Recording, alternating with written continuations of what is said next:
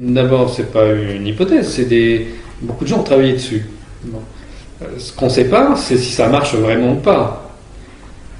Et quelle est l'ampleur de ces choses-là. Mais vous savez, l'arme climatique, d'abord les États-Unis l'ont utilisée de manière extrêmement officielle dans une opération au nom assez bizarre, l'opération Popeye, pendant la guerre du Vietnam.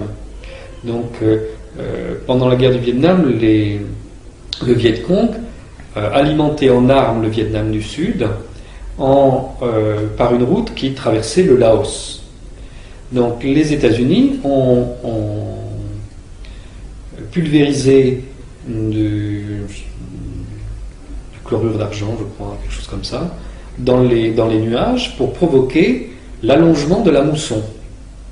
Et de manière à ce qu'il pleuve, et que la piste au Ho Chi Minh soit toujours noyée, pour empêcher ce transit. Donc ils ont fait ça pendant, ça a dû durer 7 ou 8 ans.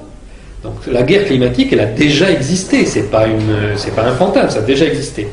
Et c'est à cause de ça qu'a été signé le traité entre les États-Unis et la Russie, puis après avec d'autres signataires, s'engageant à ne pas reproduire certaines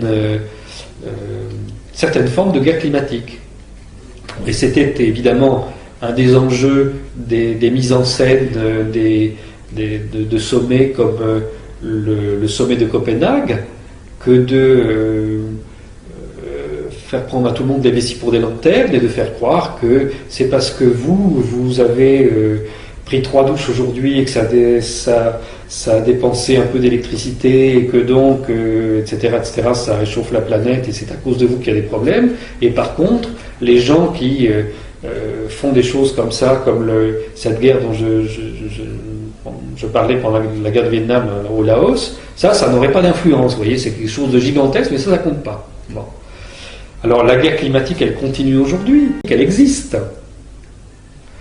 Alors, est-ce que on peut faire ça à très grande échelle aujourd'hui? Je ne vois pas pourquoi on ne pourrait pas. On connaît les principes de tout ça. On sait fabriquer on sait fabriquer la pluie et on sait fabriquer le vent. Bon. Donc on peut provoquer des tempêtes, des cyclones, des tornades, tout ça. On sait le faire. Au niveau sismique aussi, on sait le faire. Mais c'est pareil. Au niveau sismique, les études, elles sont très anciennes. Les études les plus élaborées avaient été faites par les soviétiques, qui avaient mis au point une machine à tremblement de terre qu'ils ont expérimentée, en manière très localisée, et qui donnait des résultats tout à fait probants. Et Boris Yeltsin a vendu ce matériel et le laboratoire qui fabriquait ça aux États-Unis.